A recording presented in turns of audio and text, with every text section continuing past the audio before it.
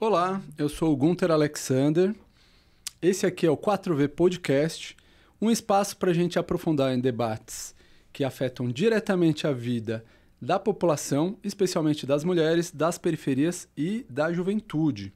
Hoje vamos falar sobre um tema que tem tirado o sono de estudantes, professores e famílias: a militarização e a privatização de escolas públicas. Estamos vendo um avanço perigoso de medidas que afastam a escola da comunidade, precarizam o trabalho docente e silenciam a diversidade. Para conversar com a gente, temos uma convidada muito especial aqui conosco, Silvia Ferraro, vereadora pelo PSOL, na cidade de São Paulo.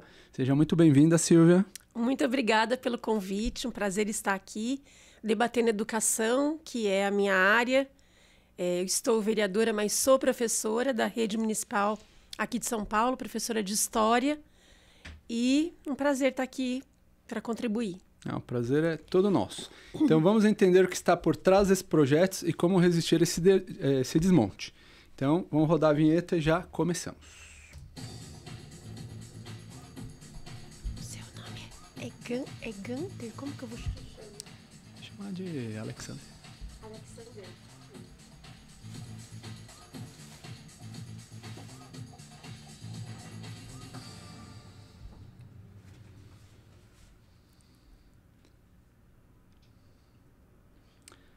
Muito bem. Silvia, você tem denunciado bastante os impactos, né, da militarização e privatização nas escolas municipais. E o que muda no cotidiano de uma escola quando ela passa a ser militarizada, por exemplo? Então, no município de São Paulo, nós ainda não temos escolas militarizadas. Nós estamos, na verdade, lutando contra esta proposta de militarização das escolas municipais.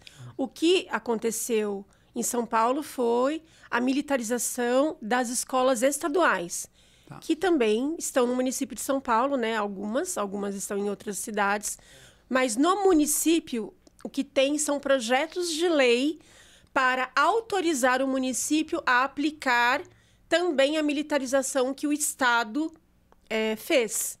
Quando o projeto da militarização passou na Assembleia Legislativa, ele já previa a militarização das escolas estaduais e municipais.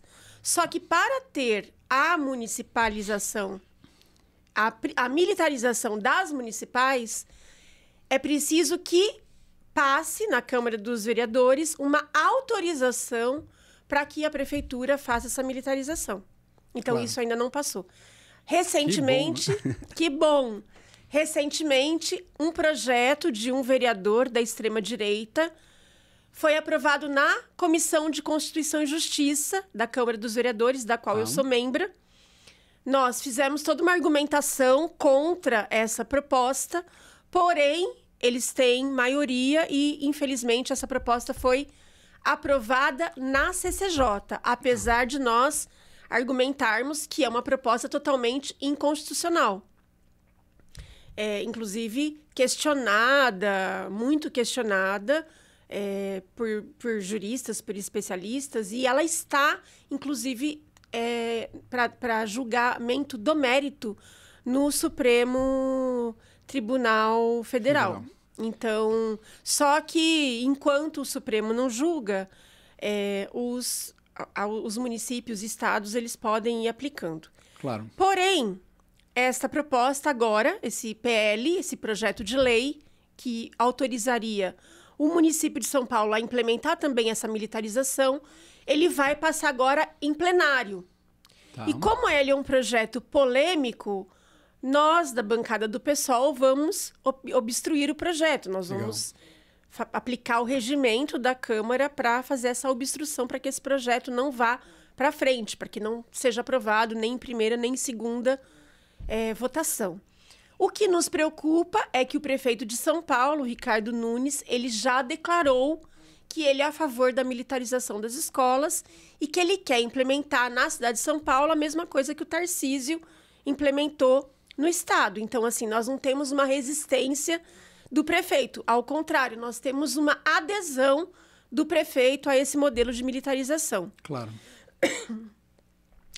independente da aplicação do modelo de militarização aqui no município, que ainda está, não foi aprovado e queremos também que não seja aprovado, a gente tem uma série de medidas que tem restringido a liberdade, sim, dentro das escolas. Isso que eu ia te perguntar, porque eu recordo que no começo do ano houve, inclusive, uma questão com GCMs. Sim, então, essa questão é uma questão importante, que é: a GCM sempre esteve na ronda escolar.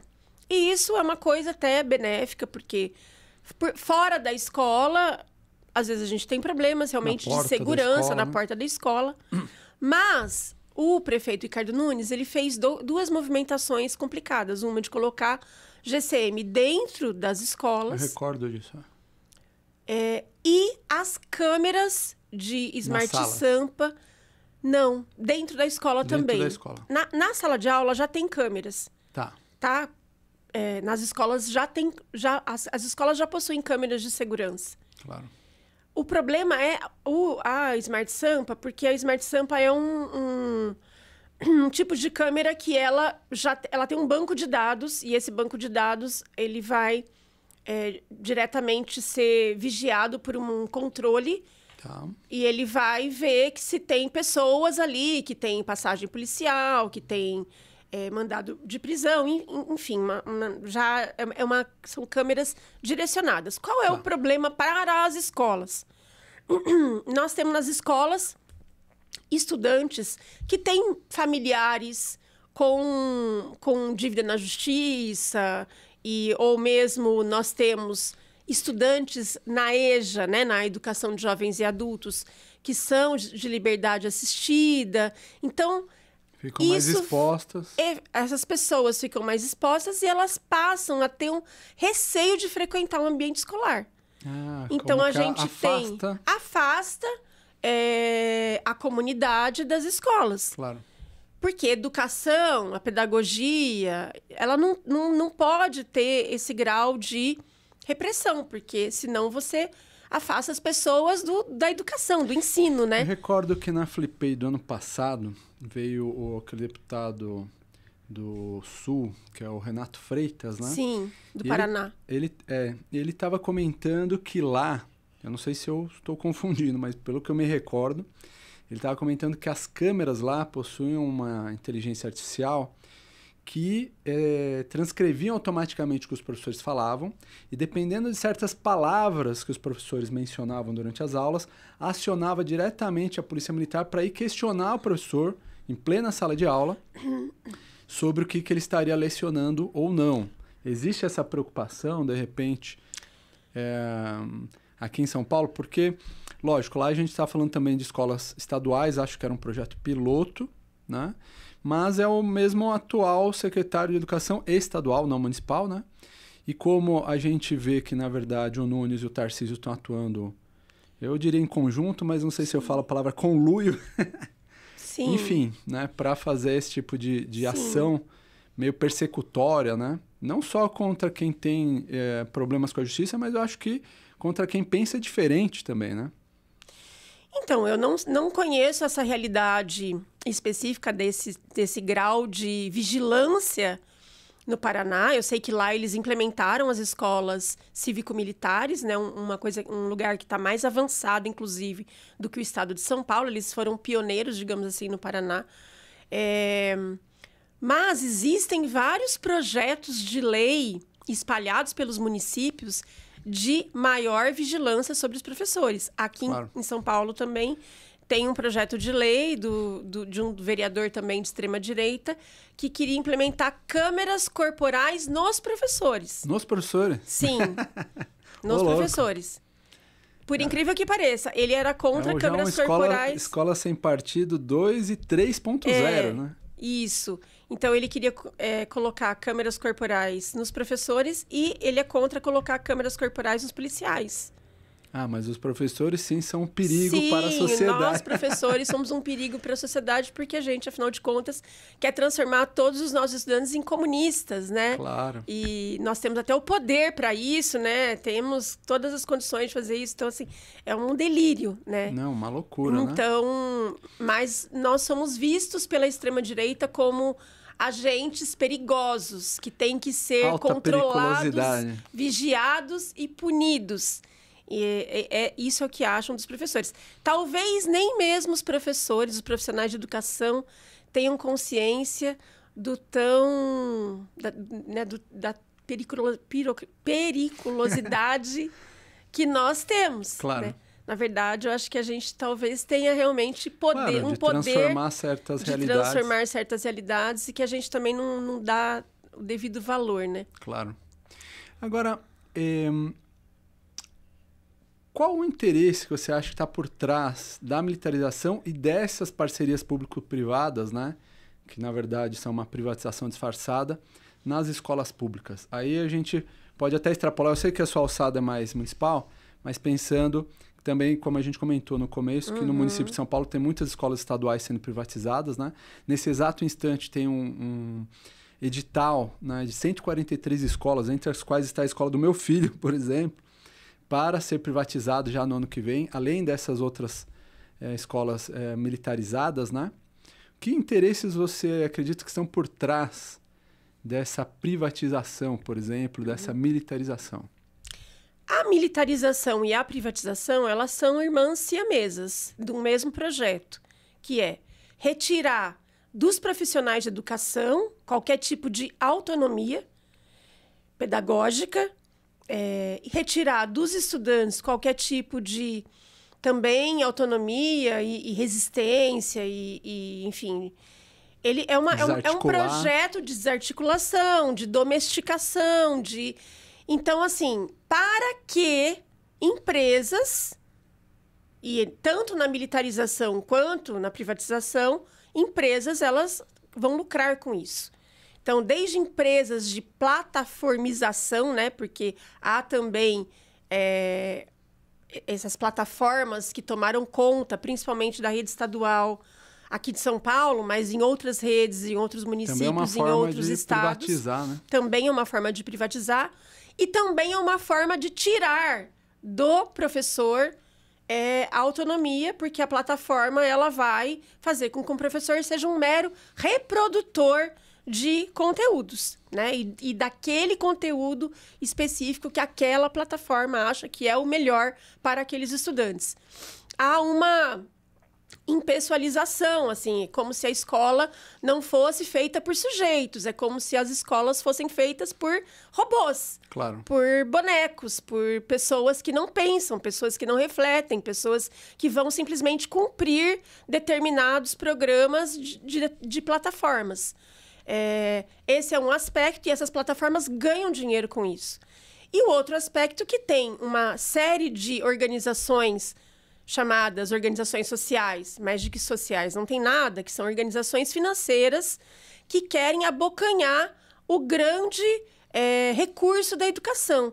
A educação municipal, estadual, ainda é uma área que tem verba carimbada, que claro, tem recursos garantidos, né, pela Constituição. Então, aqui no município de São Paulo, tem que aplicar no mínimo 25% do orçamento na educação. E elas estão de olho nesse orçamento, porque também há uma redução de matrículas das escolas particulares e muitas dessas empresas que têm escolas particulares ou universidades particulares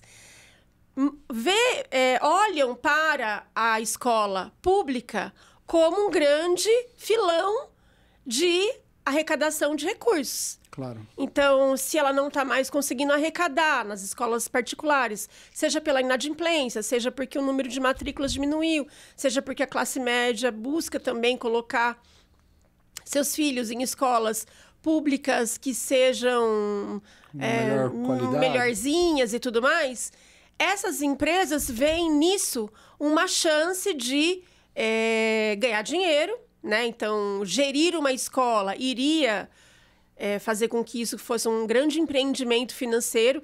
Tanto é assim porque na saúde, que a gente já viu esse modelo ser aplicado, as organizações sociais da saúde, elas ganham muito dinheiro com isso. Então, na educação seria a mesma coisa, o mesmo projeto.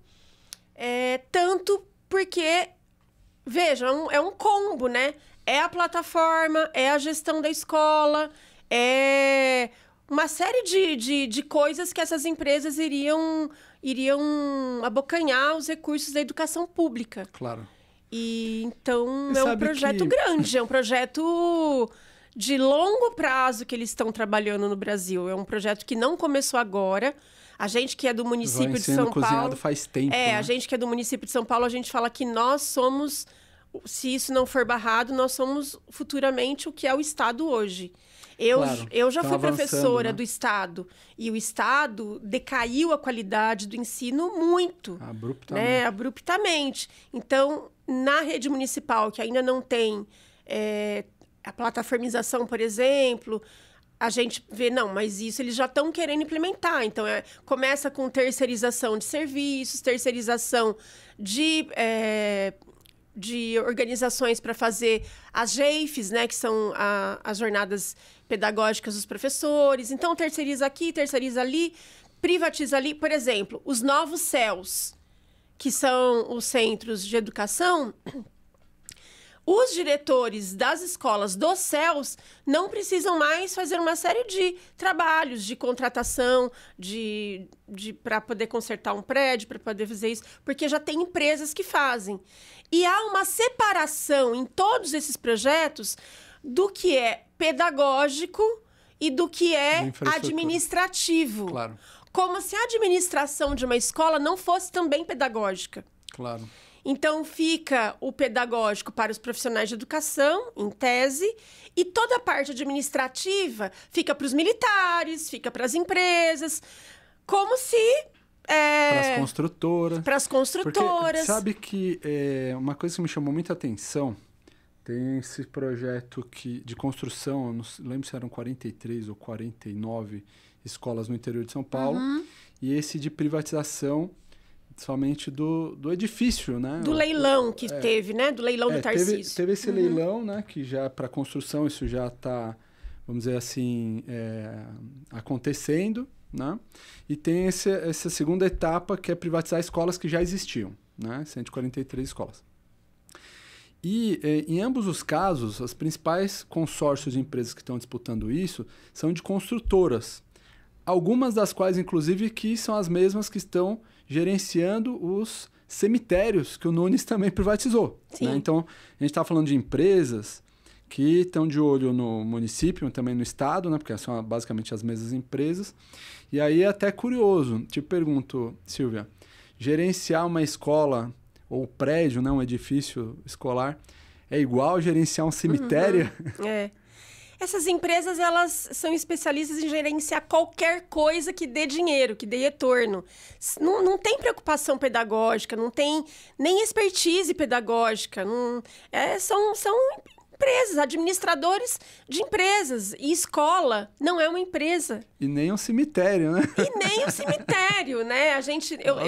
Eu fiz parte da Comissão de Política Urbana, nós entrevistamos... foram oitivas, né, de pessoas que passaram problemas nos cemitérios de São Paulo. E, assim, nem mesmo cemitérios deveriam ser administrados por gestão privada. Claro. Porque o cemitério você está lidando com o luto, você está lidando com pessoas que perderam seus entes queridos, você está lidando com... E aquilo ali virou uma carnificina. Tremendo negócio. Um tremendo negócio, né? Um negócio com a morte. Então, a pessoa perdeu uma criança, um bebê que morreu. Aí você vai ver a conversa que essas administradoras tinham, era explorando ao máximo famílias para poder tirar o máximo de dinheiro dessas famílias no momento super que a família faz empréstimo para poder pagar, sabe? Então, assim, essas mesmas empresas vão administrar escolas. Com qual objetivo? O lucro. Claro. Né? E aí não vai não vai pensar em qualidade. É uma falta de humanidade extrema. Ainda mais porque existe, junto com isso, discriminação, existe preconceito. Criança da periferia, você não precisa dar nada de qualidade para ela. Você pode dar o mais barato, né? Para quem tá bom, né? Para quem tá bom. Isso isso já está acontecendo, por exemplo, com a terceirização do serviço de limpeza e com o serviço da merenda escolar. Porque são empresas que ganharam contratos da prefeitura para fazer a gestão da limpeza e da merenda e que a merenda da pior qualidade, em vez de você dar uma banana para a criança, você dá meia banana, a criança não pode repetir o lanchinho, não pode repetir a sobremesa, tem uma série de contagem da comida, claro. porque tudo ali é custo. As trabalhadoras são super exploradas, então, lugar que deveria trabalhar 5 mulheres, mães, muitas delas mães solo, pretas da periferia, que deveria trabalhar 5, trabalha só 2, fazendo o serviço de 5. São obrigadas a trabalhar doentes. As mulheres da limpeza tem que dar conta de limpar escolas de 3 andares, todos os turnos. A gente pegou um caso agora de uma empresa chamada Lume, em que essas mulheres, elas estão sem receber a rescisão contratual até agora. Nós fizemos ações para essa empresa, para encerrar o contrato com essa empresa. A prefeitura encerrou o contrato, porém a empresa atrasou o pagamento do salário e até agora não pagou a rescisão contratual. Então, essas mulheres estão desempregadas, sem rescisão, sem poder receber o seguro-desemprego. Então, são empresas picaretas. Além de tudo, são empresas picaretas, caloteiras, e que pensam assim, qualquer coisa que eu fizer lá tá bom, só para eu ganhar o dinheiro, né? Pegar os milhões dos contratos com a Prefeitura de São Paulo, dos contratos com o Estado de São Paulo, porque muitas vezes são as mesmas empresas que prestam serviço para a Prefeitura, são as empresas que prestam serviço para o Estado. Então, há uma piora da qualidade das escolas, né, tanto na limpeza quanto na merenda, e há também uma superexploração dessas trabalhadoras, que tem uma rotatividade muito grande, enfim. Isso vai refletir na educação. Virando uma espiral, né? Porque como eu tinha dito anteriormente, tudo na escola é pedagógico. A merenda é pedagógica, a limpeza é pedagógica, a administração é pedagógica. Né? Então, o pedagógico não está só dentro da sala de aula. Os espaços educacionais são todos pedagógicos. A relação que as crianças, que os adolescentes têm com os funcionários é pedagógica.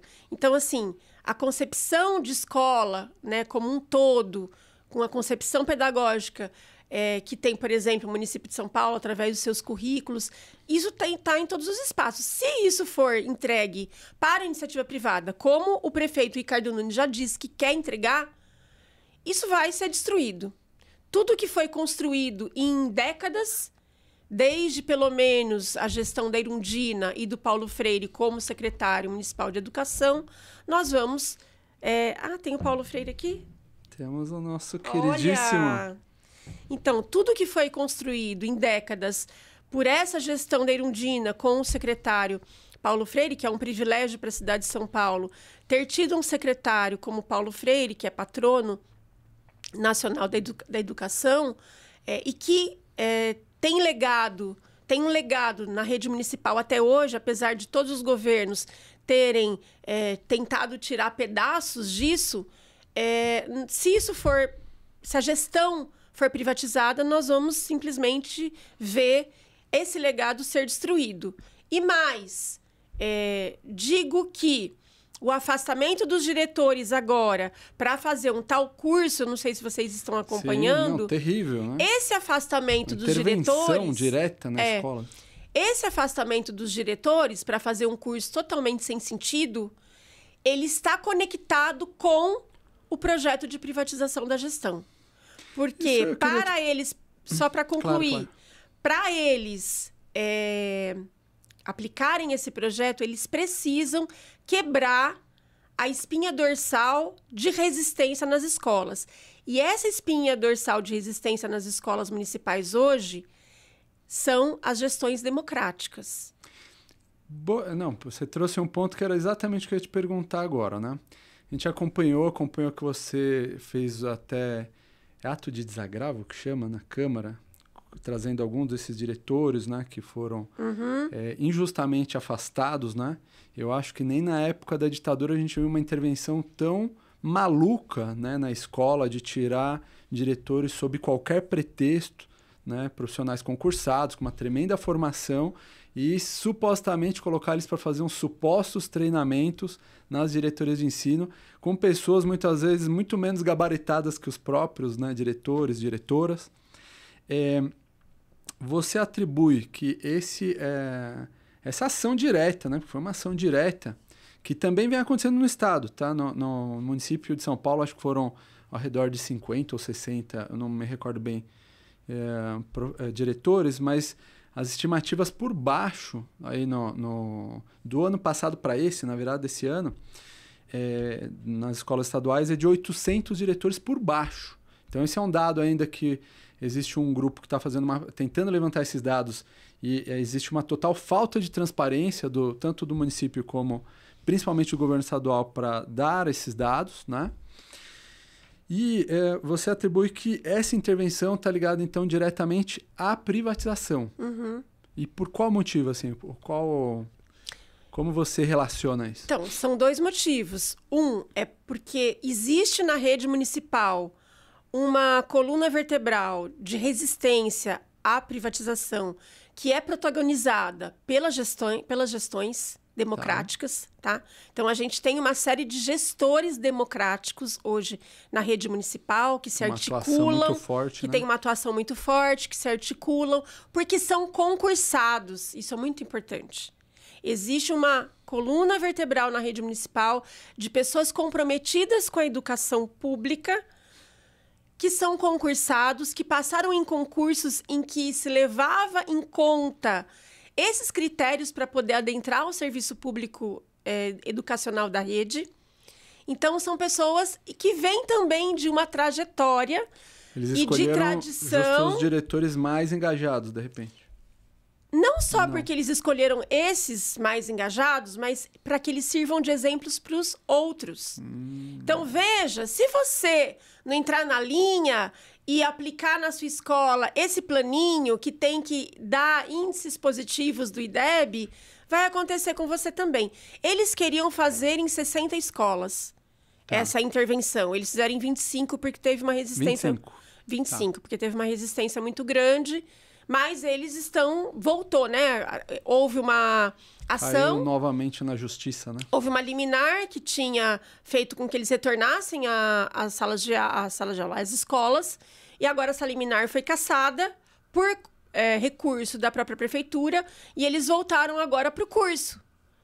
E o curso é um absurdo, porque o curso, a pessoa é retirada da escola, um diretor comprometido, super atuante, que está lá presente, com seus estudantes, com as suas famílias. Ele é retirado da escola abruptamente, vai para a diretoria de ensino fazer um curso em que ele tem que responder perguntas, muitas vezes de forma isolada, perguntas sobre a escola dele. Sim, sem pé nem cabeça. Sem pé nem cabeça. Então, assim, não existe, isso não é formação. A nossa concepção de educação, a formação, ela é coletiva. A formação, ela é compartilhada com os nossos pares. A gente tem instituições, universidade, né? Sim. Então, assim, não é que eles foram tirados das escolas para ter... Qual que é a formação do Nunes, eu me pergunto? Pois é, qual que é a formação do Nunes? Não sei. Porque esses diretores têm pós-graduação, muitos deles têm mestrado, doutorado... E nas suas escolas, eles têm projetos belíssimos, maravilhosos. Só as escolas deles não ficaram com os melhores índices do IDEB. Claro. O que é uma aberração, porque o índice do IDEB não é para colocar o carimbo e a pecha na escola de que a escola é ruim. O índice do IDEB é um índice, no meio de tantos outros índices que não são considerados, né? Índice de de permanência na escola, o índice de aproveitamento das atividades escolares, o tanto de atividades, enfim, tem tantos fatores que você pode avaliar o processo de aprendizagem e você utilizar um índice só. Buscar um pretexto fútil, né? Um pretexto, né? Uma desculpa para poder tirar esses diretores, para poder fazer assédio moral com esses diretores, porque o que eles sofrem de você ser retirado do seu lugar de trabalho para ir para um outro lugar onde você não está rendendo, porque fazer aquele curso é improdutivo para eles. Claro. Eles produziriam muito mais estando na escola, lá naquele curso, que a gente está falando assim, curso, né? Porque não é um curso de verdade. Eles não estão produzindo. Isso gera o quê? Frustração nesses diretores. Isso gera o quê? O meu serviço não foi bem...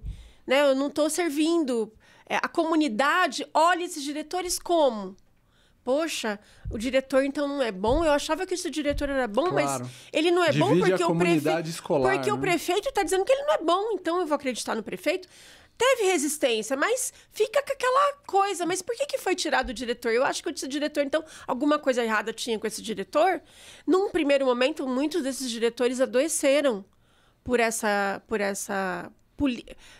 uma política totalmente desastrosa, né? Do Ricardo Nunes, junto com o Padula, que é o secretário, e que tem como objetivo, sim, por um lado, né?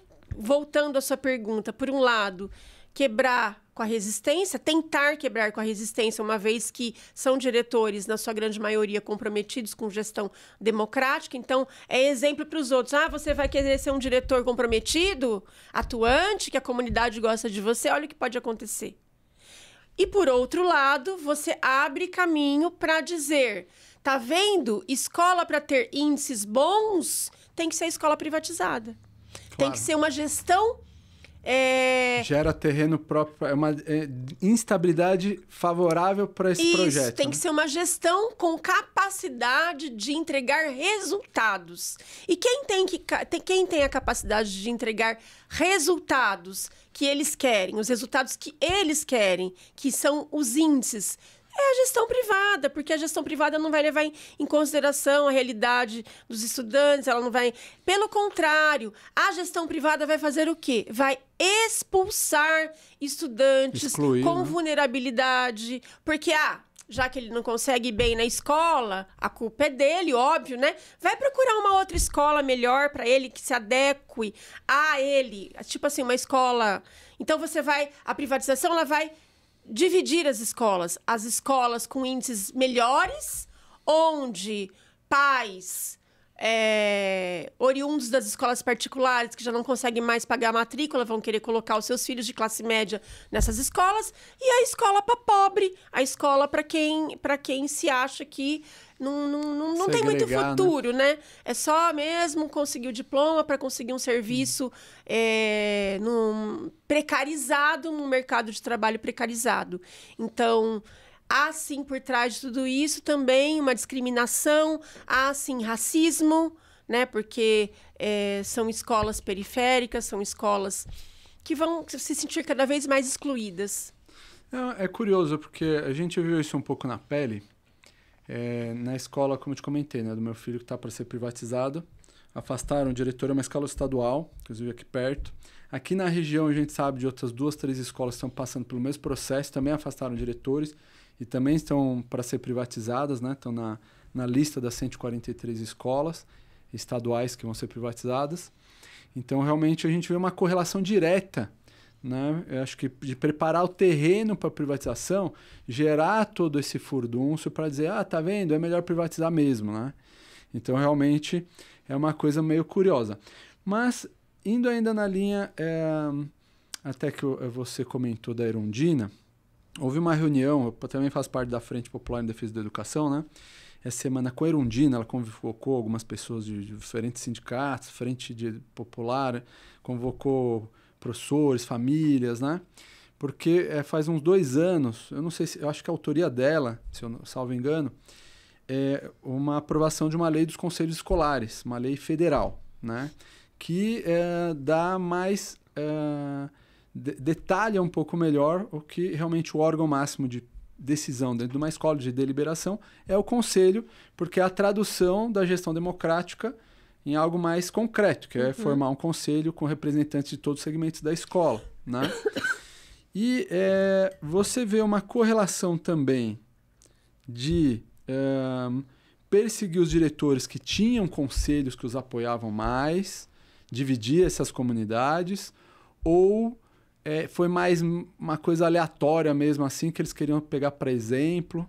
Será que tem... Esse é um dado que a gente não tem, que a gente está tentando levantar, né? Mas a gente está com muita dificuldade de acessar esses dados, que eles não liberam, né? Mas a gente tem essa suspeita de que realmente tem uma correlação também. Algumas escolas que eles mapearam que tinham comunidades um pouco mais... Não só a gestão e professores um pouco mais democráticos e que tinham uma preocupação e um vínculo com a comunidade local, né? Mas também desarticular os conselhos. Não sei, será que é uma viagem da minha parte isso? Te pergunto. Eu não sei como que as escolas estaduais para serem privatizadas foram escolhidas. O que eu sei é que na prefeitura, as escolas onde os diretores foram retirados das escolas para fazer o tal curso, pelo menos umas 10 que eu visitei 10 escolas. Essas 10, elas tinham conselhos de escola atuantes e tinham comunidades bem articuladas com a gestão da escola. Grêmio atuante, conselho de escola, muita participação dos estudantes. Então, é um indício de que eles escolheram também dentro dessa... Porque, assim, não foi pelo índice, foi por motivos políticos, né? Claro. Então... Nessa escuta que você teve com essas escolas, né, municipais, o que você sentiu que tem preocupado mais os professores e os estudantes ali? Com relação também, obviamente, a essas atitudes atuais do prefeito aí. Eu acho que tem uma preocupação com o futuro dessas escolas, né? Porque, primeiro que há esse vazio, né? De, o diretor vai ficar 4 dias afastados da unidade. O diretor fica segunda, terça, quarta, quinta. Nossa, ele volta para a unidade na sexta só para assinar papéis. Ele vai lá para tomar um cafezinho. E acumula um monte de trabalho na sexta-feira, claro. Enfim. Esse diretor, ele fica ausente, compulsoriamente ausente da escola. Os professores ficam meio órfãos e os estudantes também. Tipo assim, sentem que estão sendo penalizados. Por que essa comunidade está sendo penalizada, prejudicada? Porque tem um diretor que é mais amigo dos estudantes, amigo dos professores, que é um diretor parceiro, um diretor democrático. Então, isso está penalizando a escola. Sabe? É uma coisa, assim, completamente sádica, eu diria. Agora, sádica, porque você pega escolas que dão certo, que estão dando certo, que o diretor é querido, que o diretor é reivindicado, e tira o diretor e fala que esse diretor ele tem que fazer curso. Então, por exemplo, o caso do Espaço de Bitita, que é uma escola exemplo, uma escola que não tem muros, uma escola que o diretor, que é o Cláudio, ele tem pós-graduação, ele fez um projeto nessa escola maravilhoso, porque é uma escola difícil, uma escola, um território de passagem, um território que tem muitas vilas de reencontro, crianças em alta vulnerabilidade, um território que tem muitos imigrantes, e ele faz um trabalho exemplar. E aí ele é retirado. O que essas crianças ficam na cabeça? Pensando o quê? Puxa vida, por que o nosso diretor saiu daqui? Claro. Então, a gestão privatizada, que é o projeto do Nunes, agora está construindo 3 escolas já do ensino fundamental para prédios do ensino fundamental para entregar para gestão privada. Tá. Ele faz isso deliberadamente na educação infantil. Os 6 já são, na sua grande maioria, privatizados. Dentro dessa mesma lógica, né? Dentro dessa mesma lógica. São as escolas conveniadas. Por quê? Lá atrás, na gestão Haddad, tinha falta de vagas na educação infantil. E ele abriu essa possibilidade de fazer essas parcerias com esses convênios com escolas privadas. O problema é que, nas gestões seguintes, isso não foi por conta de falta de vagas. Isso já virou uma política deliberada. Então, qualquer prédio público hoje que é construído da educação infantil já é construído para entregar para uma conveniada. Claro. E ele quer fazer a mesma coisa nas escolas do ensino fundamental. Pela Constituição, não pode. Não pode escola de ensino fundamental receber verba do Fundeb e ter gestão privada. Então, nesse caso, o que o município vai fazer se ele quiser ir até o fim com esse projeto de privatização? O município vai ter que abrir mão das verbas do Fundeb, retirar recursos de outros lugares para entregar para essa gestão privada. Todo um malabarismo para poder...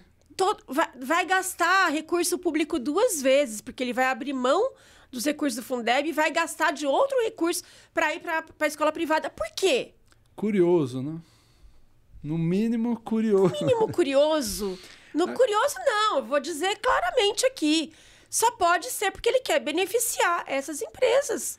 Essas chamadas organizações conveniadas, sociais, sei lá, deve ter um monte de amigo dele que vai receber esses valores, porque não tem lógica financeira. Não tem lógica financeira. A conta não fecha, né? A conta não fecha. Por que você vai abrir mão de receber recursos, que são recursos seus, que o município tem direito? O município tem direito a receber recursos porque o município paga. Ele investe no Fundeb, ele tem o direito de receber de acordo com o número de estudantes matriculados. Só que para esses recursos serem recebidos, precisa ser escola pública do ensino fundamental. Se a escola for gestão privada, o município não vai ter mais o direito de receber. Ou seja, o município vai pagar para a federação e não vai receber os recursos em troca. Claro. E além disso, como não vai receber os recursos em troca, além disso, ainda ele vai ter que tirar recursos de outro lugar para colocar nessas escolas, para colocar na gestão privada dessas escolas. Então, assim, por que o município vai perder dinheiro para privatizar? Aonde está o pulo do gato? Alguma coisa tem, né? Porque não pode ser. Então, isso precisa ser investigado pelo Ministério Público. É muito isso estranho. Precisa ser investigado, porque há indícios de que isso é um favorecimento a empresas privadas, né? Então, ele já está construindo 3 prédios em 3 terrenos para entregar para a iniciativa privada da escola de ensino fundamental. Claro. Essas 3 escolas, quando ficarem prontas, vão ser entregues, elas já não vão receber mais os recursos do Fundeb. Ele está vendo nisso um modelo de privatização, porque ele não consegue ainda fazer o quê? Transformar as escolas que já são administradas pelo público em escolas com gestão privada. Por quê? Porque para fazer isso ele precisaria de um outro projeto de lei, ele precisaria mudar a legislação. Então, isso ele não consegue fazer. Então, eles ficaram estudando juridicamente os modelos que ele poderia aplicar. Ele descobriu, através desse outro modelo, que é construir um outro prédio para entregar para a iniciativa privada. Então, assim, ele é obcecado. O Ricardo Nunes é obcecado por privatizar a escola. Não, é uma coisa incrível. Se eles usassem metade dessa criatividade para melhorar, né, as escolas que têm, eu fico impressionado. Exatamente. Agora, com relação à educação popular, né? A gente tem aqui o nosso queridíssimo Paulo Freire. Uhum. Você vê que, de repente, ainda mais se tratando de São Paulo, onde o secretário de Educação na gestão da Erundina, né, foi o próprio Paulo Freire, você vê alguma relação entre todos esses movimentos que se intensificaram muito esse ano por parte desses governos reacionários em desarticular a educação de São Paulo, também para desarticular, talvez, essa tradição de educação popular. Eu falo, por exemplo, o diretor, né, da minha escola, o Zani, que foi afastado bem justamente. Eu li o processo administrativo que ainda está em curso lá, tentaram tirar ele, e uma das coisas que colocavam era que ele lia poesias nas reuniões de acolhimento, né, como se isso fosse um crime. Lógico que não está no processo que as poesias que ele lia era do professor Paulo Freire, né? Mas eu te pergunto, Silvia, você vê alguma correlação com relação a essa tradição, né, de educação emancipadora, de lutar contra a opressão, ainda que seja a nível pedagógico? Porque é uma sanha muito grande por parte do Nunes e do Tarcísio, né? Parece que eles fazem um esforço muito maior que de outras gestões, né, para atacar a educação sistematicamente, né, a educação pública. Eu vejo muita correlação com a concepção de escola, de educação paulo-freireana e com os ataques da extrema-direita a tudo que significa educação emancipadora, libertadora, sem opressão, né? E também porque o projeto de privatização e militarização ele é completamente antagônico à concepção freiriana de educação. É a escola opressora na sua expressão máxima. O Paulo Freire é a escola libertadora. O Tarcísio e o Nunes é a escola opressora. Então, assim, realmente é antagônico. E a escola opressora, ela só pode ser feita não por aqueles profissionais que têm a concepção freiriana, mas por gestores que vão ser meros administradores de empresas e que vão ganhar dinheiro com isso. Então, para poder aplicar esse projeto opressor de militarização e de privatização, que vai também gerar lucro para essas empresas, ele precisa derrubar, quebrar os profissionais de educação. Então, por exemplo, concurso público. Os profissionais não podem ser concursados. Porque ele tem que ter o quê? Né? Ele tem que ter o quê? O profissional tem que ter medo. O profissional também tem que ser oprimido para poder aplicar esse projeto. O profissional tem que ser aquele que vai aceitar a plataformização. Ele tem que ser aquele que vai aceitar dar aula daquilo que mandarem, da apostila que mandarem. Então, ele precisa oprimir professores, ele precisa oprimir estudantes, ele precisa destruir o conselho de escola. Claro. Porque o conselho de escola né? é pai, críticos, né? E ele precisa também ter pais que apoiem esse projeto. Para isso, o que ele faz? A escola tá muito perigosa pro seu filho. A escola é muita indisciplina, é muita bagunça, precisa de militar. Precisa ter ordem dentro da escola. Então tem uma... Roubaram a caneta do seu filho. Como você não vai querer o PM Tem uma lá, galera né? de pais que também acham que problema de disciplina vai ser resolvido com guarda, com militar. E não é, né? A gente que é educador, a gente sabe que a disciplina ela não se resolve com mais ordem, com mais repressão. Apagar uma fogueira com gasolina, né? Exatamente. Tanto é que os modelos de escola cívico-militar que foram implementados no Paraná, tem vários, não no Paraná, acho que na Bahia também. Minas, Mato Grosso. Tem vários casos gravíssimos de violência, né? Porque muitos a tipos de abuso. repressão, E não param de vir relatos e denúncias. A repressão, ela gera violência, né? E a educação é completamente, do ponto de vista do Paulo Freire, inclusive, mas de outros pedagogos, não vou me restringir ao Paulo Freire, mas você tem Saviani, você tem outros teóricos da educação, e que a educação não combina com repressão, com violência. Então, realmente... Mas por trás desse projeto de escolas cívico-militares, eles chamam assim, eu prefiro chamar de escolas milicianas mesmo. Uhum. Você vê alguma relação com uma tentativa também de aliciar jovens para milícias, por exemplo? Porque isso é algo que aqui em São Paulo, até a gestão Tarcísio, a gente ouvia falar, mas eu acho que agora a gente está vendo, de repente, coisas que aconteciam em outros estados, né? Como, de repente, isso de colocar alguns militares aposentados, que são meio bolsonaristas, que tem uma lógica muito de também pegar os jovens para certos grupos neonazistas. Eu não sei se, às vezes, é impressão, né, que dá isso. Mas, por exemplo, a gente está fazendo um mapa, né, dos ataques contra as escolas. Quando você pega e faz um corte no mapa das escolas privatizadas, estão nas regiões mais endinheiradas.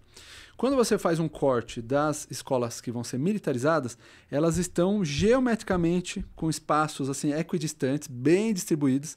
É como se fosse uma dominação do espectro territorial, uma coisa muito planejada. Até assusta, né? Então a gente fica pensando, será que tem alguma correlação? Será que a gente, às vezes, que fica muito com excesso de preocupação, né? De ver certas movimentações estranhas? Porque isso é uma coisa que, lógico, está acontecendo mais no Estado, mas que parece que o Nunes está gostando da brincadeira e está querendo trazer para o município também, né? Essa militarização e essa coisa de pegar militares aposentados para ficar cuidando de criança, né? Eu não sei se seria uma milicianização, não dá para afirmar isso, mas com certeza eu acho que a lógica deles é: privatiza escolas mais centralizadas. Essas escolas privatizadas, com gestão privatizada, elas vão ter índices educacionais mais elevados. Os pais dessas regiões mais favorecidas por serviços públicos e tal vão querer colocar os filhos nessas escolas. Já vai se elevar as também novas escolas modelo, vamos dizer os assim. índices. E para a periferia porrada, é repressão. Então, as entendeu? Privatizadas para quem tem Eu acho grana que e as sim, militarizadas porque a privatização nos Estados Unidos, ela gerou o quê? A divisão, né? Divisão, escola... e segregou. Segregou, a segregação de estudantes mais vulneráveis, desfavorecidos, empobrecidos em um determinado tipo de escola. E os outros em outras escolas. Então, assim, vai ter as escolas privatizadas, elas vão ser para um determinado tipo de estudante. E as escolas que não vão ser privatizadas, aí eu acho que eu não sabia desse dado aí, claro, da militarização. E as escolas militarizadas, eu acho que é para reprimir mesmo. Para reprimir, para não cabresto, ter conflito, né? Tá. Não ter conflito. Agora, já para ir encerrando, a gente está chegando no final, o papo tá bom, podemos ficar aqui um tempão, mas sei que você também está super ocupada. E desde o ponto de vista, então, das escolas municipais, na Câmara, o que você acha que dá para fazer para barrar? Como as famílias, eventualmente, aí também podem apoiar, eventualmente, essa privatização das escolas municipais? Será que a gente consegue barrar isso? Em que condições precisaríamos gerar, né, para resistir a tanto retrocesso, né? Então, eu acho que a mobilização ela é muito importante, a mobilização dos profissionais de educação, dos estudantes e principalmente dos pais, da comunidade. A gente viu nesse processo agora de retirada dos diretores, como que a comunidade se mobilizou, né? E tal. Mas nós, enquanto parlamentares, nós temos algumas brechas também. A obstrução é uma delas, então a pauta de projetos polêmicos a gente obstrui, a gente não deixa passar. Né? Hoje mesmo tinha projeto polêmico na pauta e hoje a gente obstruiu. Legal. A gente pede verificação de presença, a gente não dá presença, enfim, a gente não deixa aquele projeto ser aprovado, né, passar. Os projetos eles têm que passar em primeira e segunda votação. Então, tem todo um trâmite lá que a gente consegue empurrar isso para frente.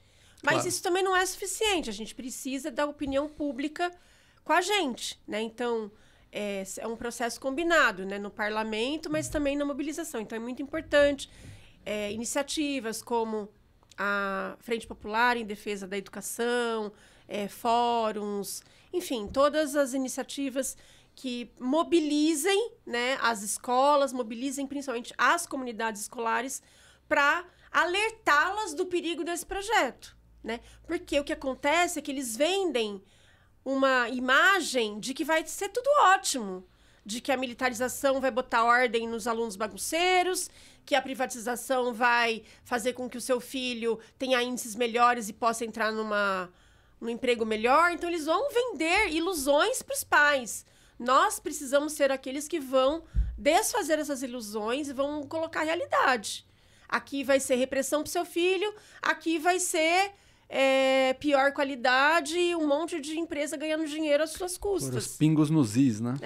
E as nossas escolas municipais, elas ainda têm qualidade para oferecer, né? Restou ainda uma qualidade para oferecer. Não vou dizer em todas, mas assim, na sua grande maioria, que a gente ainda pode fazer com que os pais entendam que essas escolas que eles têm seus filhos são escolas muito boas e que eles precisam lutar para que elas permaneçam assim. Então, eu acho que os profissionais de educação precisam cada vez mais terem esse vínculo com a comunidade, saberem dialogar com essa comunidade, para que esses pais e essas comunidades não caiam nesses discursos completamente mentirosos sobre a privatização e a militarização das escolas. Perfeito. Bom, obrigado, Silvia. Esse aqui foi mais um episódio do 4V Podcast. Estivemos aqui com a Silvia Ferraro. A luta pela educação pública gratuita e de qualidade também é parte da luta pela democracia e pela justiça social. Se você curtiu esse papo, compartilha com sua rede, manda para os grupos de WhatsApp da escola, para os professores, para todo mundo que acredita na transformação pela educação. Acompanhe também nossos cortes nas redes e não esquece de seguir o canal do 4V. Até a próxima. Obrigado. Obrigada.